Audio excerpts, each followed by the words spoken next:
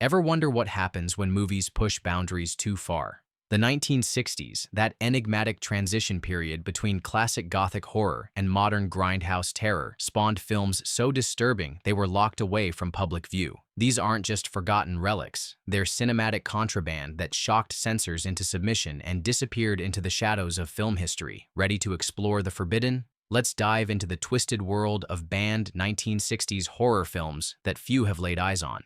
Black Sunday, 1960. Mario Bava's directorial debut rocked the horror world with imagery so brutal it was banned in the UK for a staggering 8 years. This Gothic masterpiece follows a vengeful witch princess executed in 1630, only to return 2 centuries later seeking bloody revenge on her brother's descendants. The film's opening sequence, featuring a spiked iron mask hammered into Barbara Steele's face, was deemed too shocking for British audiences. Despite censorship woes, Black Sunday became a worldwide hit, launching the careers of both Bava and Steele, who would become the undisputed queen of Italian Gothic horror. The film's groundbreaking violence, which seems tame by today's standards, sparked heated controversy due to its religious themes and witchcraft elements. When finally released in the UK in 1968, it was heavily censored. The uncut version wouldn't see British screens until 1992. Critics now praise the film for juxtaposing beauty with horror in ways that influenced generations of filmmakers, including Tim Burton, who cited it as a major inspiration for Sleepy Hollow. Despite its troubled history, Black Sunday remains a landmark in horror cinema, proving that sometimes being banned only strengthens a film's legacy. Eyes Without a Face, 1960. This haunting French masterpiece about a brilliant surgeon's twisted mission to restore his daughter's disfigured face shocked European audiences with its medical horror. Director Georges Franju's film was so disturbing that scenes of actual face transplant surgery caused viewers to faint during screenings. In America, it was heavily edited and ridiculously retitled The Horror Chamber of Dr. Faustus to downplay its artistic merit.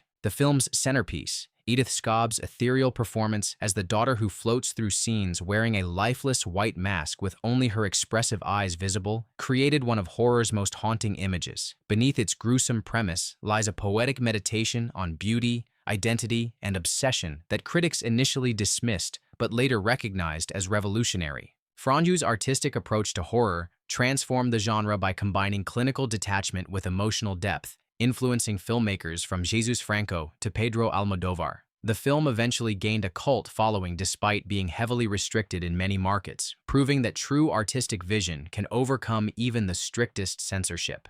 Billy Idol even named his hit song after the film's English title, further cementing its cultural impact. Peeping Tom, 1960. Released the same year as Hitchcock's Psycho, but met with wildly different reception, Michael Powell's voyeuristic masterpiece was so reviled, it essentially destroyed his career overnight. The film follows a serial killer who films his victims' deaths to capture their final expressions of terror, forcing viewers to become complicit in his voyeurism through POV camera techniques that were revolutionary and disturbing. British critics were so outraged by the film that it was pulled from theaters, with one reviewer declaring it should be flushed down the nearest sewer. Powell, previously hailed as one of Britain's finest directors, found himself essentially blacklisted from the industry. What's remarkable is how the film made audiences feel violated by forcing them to identify with the killer's gaze, a technique now common in slasher films. Decades later, Martin Scorsese championed the film's restoration, helping secure its rightful place as one of horror's most influential works. Today, critics recognize Peeping Tom as the first true slasher film and a brilliant examination of cinema's voyeuristic nature. The film's rehabilitation from reviled obscurity to celebrated classic proves that sometimes the most forward-thinking art is the most persecuted. The Flesh Eaters, 1964. This delightfully gruesome B-movie holds the distinction of being one of America's first true gore films, predating even the splatter works of Herschel Gordon Lewis. Shot on a minuscule budget by Jack Curtis, his only directorial effort, the film follows a group of strangers stranded on an island with a Nazi scientist who's breeding microscopic, flesh-devouring organisms that can strip victims to the bone in seconds. The film's primitive but effective special effects include scenes of flesh dissolving from bone and organisms eating their way out from inside a victim's stomach. Shocking for 1964 audiences, The Flesh Eaters was so notorious that when George Romero began production on his zombie film, he had to change the title from Night of the Flesh Eaters to Night of the Living Dead to avoid confusion. Despite being cleared for general release in America, the film was heavily censored abroad, with a particularly disturbing flashback to Nazi human experiments cut from most international prints. Film historians note its importance as a transitional work that bridged the gap between the restrained horror of the 1950s and the explicit gore films that would dominate the 1970s. Dark Sky Films' 2005 DVD restoration finally allowed horror fans to see the film in its uncut glory. Repulsion 1965. Roman Polanski's psychological horror masterpiece takes viewers on a harrowing journey into mental collapse that was deemed too disturbing for many censorship boards. Catherine Deneuve stars as Carol, a sexually repressed young woman whose fear of men manifests in increasingly violent hallucinations while alone in her London apartment. The film's explicit sexual themes and Carol's graphic murders of male visitors led to extensive cuts in many countries. Polanski's brilliant use of sound design and distorted visuals makes viewers feel trapped in Carol's deteriorating mind.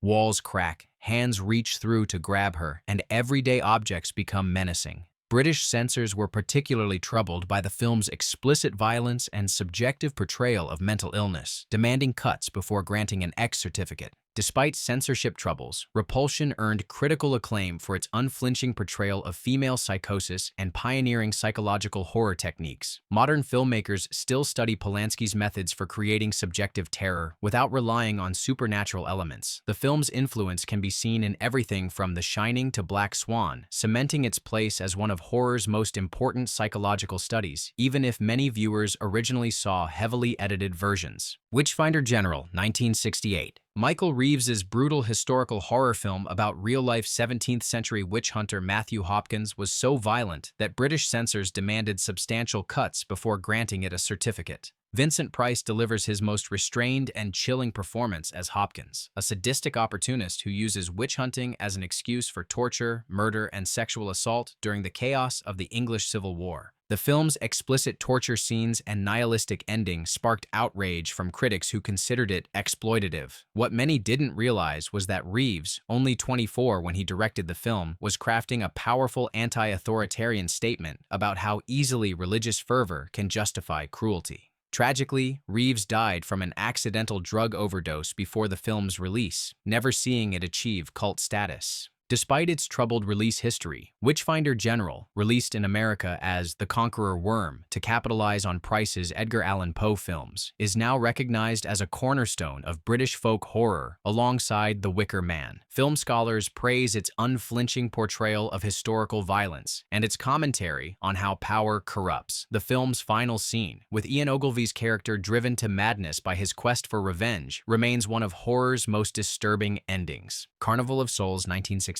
Herc Harvey's eerie masterpiece was originally dismissed and heavily cut by distributors who didn't understand its artistic merits. Made for just $33,000 by an industrial filmmaker on a 3-week break from his regular job, this surreal nightmare follows Mary Henry, who emerges mysteriously from a car crash only to be haunted by ghostly figures and drawn to an abandoned carnival pavilion. The film's dreamlike atmosphere, organ score, and existential themes confused many theater owners, who either refused to show it or demanded cuts to its ambiguous narrative. Different prints varied in length from 78 to 84 minutes, with crucial scenes explaining Mary's psychological state often missing. Despite distribution problems, the film developed a cult following through late-night TV screenings. 30 years after its troubled release, Carnival of Souls was finally recognized as a visionary work that influenced filmmakers from David Lynch to George Romero. Critics now praise its ingenious low-budget techniques and philosophical depth. The film's twist ending, revealing that Mary has been dead all along, has been imitated countless times, but rarely with the same haunting power as Harvey's original vision, which triumphed over censorship to become one of horror's most celebrated independent productions. Night of the Living Dead, 1968. George Romero's revolutionary zombie film faced banning not for excessive gore, but for its radical casting and political subtext. Released without a rating just before the MPAA system was implemented, the film's casting of black actor Dwayne Jones as the heroic lead in a time of civil rights upheaval made it politically explosive. Most shocking was the film's ending, where Jones's character survives the zombie siege only to be shot by white vigilantes. The The film's documentary-style realism and scenes of zombies devouring human flesh led to it being banned in numerous countries and heavily cut in others. Critics were initially horrified, with Variety condemning its unrelieved sadism. What many censors failed to recognize was Romero's brilliant social commentary on American racism, Vietnam-era violence, and consumer culture. Over time, Night of the Living Dead transcended its exploitation label to become recognized as one of the most important American films ever made. In 1999, the Library of Congress selected it for preservation in the National Film Registry for its cultural significance. Romero's independent production, made for just $114,000, changed horror forever by proving that genre films could carry profound social messages, even when facing censorship. The Last House on the Left, 1972. Wes Craven's brutal directorial debut was so shocking it was banned in the UK for an astonishing 30 years, from its 1972 release until 2002. Based loosely on Ingmar Bergman's The Virgin Spring, the film follows two teenage girls who are kidnapped, tortured, and murdered by escaped convicts who then unwittingly seek shelter at one victim's home, where her parents exact savage revenge. The film's marketing tagline, "To avoid fainting, keep repeating, it's only a movie," wasn't just hype. Craven's unflinching depiction of rape, torture, and murder caused walkouts, theater closures, and outright bans in multiple countries. The British Board of Film Classification refused certification entirely, placing it on their infamous Video Nasty list in the 1980s. Despite, or because of, the controversy, Last House became an underground sensation that launched Craven's legendary horror career. Modern critics recognize its raw power as an anti-violence statement born from Vietnam-era disillusionment. When finally released uncut in the UK in 2008, many were surprised by its artistic merit beyond the shocking content. The film's legacy, proving horror could confront real-world brutality without supernatural elements, changed the genre forever. The Pit and the Pendulum, 1961. Roger Corman's lush adaptation of Edgar Allan Poe's tale pushed the boundaries of what American audiences could stomach in the early 1960s. Vincent Price stars as a Spanish nobleman driven to madness after his wife's apparent death, with the film's torture sequences and premature burial themes triggering censorship across Europe and religious regions of America. The film's show-stopping finale, featuring the titular pendulum blade slowly descending toward a bound victim, was considered too intense for general audiences, leading to cuts in many markets. What makes this censorship particularly notable is how Corman used vibrant color and gothic atmosphere to amplify the psychological torture rather than explicit gore, proving that suggestion could be more disturbing than showing everything. Despite censorship troubles, The Pit and the Pendulum became one of American International Pictures' biggest hits, grossing over $2 million on a budget of less than $300,000. Film historians now consider it the finest of Corman's Poe cycle, with Price delivering one of his most nuanced performances as a man consumed by grief and paranoia. The film's influence on subsequent Gothic horror proves that artistic vision can transcend even the strictest censorship. The Birds, 1963. Alfred Hitchcock's Nature Gone Wild masterpiece faced unexpected censorship problems, not for violence, but for its revolutionary sound design and nihilistic ending. Several countries demanded cuts to the film's most intense attack sequences, particularly the schoolchildren chase scene and the notorious attic attack, where Tippi Hedren is repeatedly pecked by live and mechanical birds. What truly disturbed censors was the film's lack of musical score, replaced instead by electronically manipulated bird sounds created at the prestigious BBC Radiophonic Workshop. This avant-garde approach created such visceral anxiety that some countries demanded conventional music be added to screenings.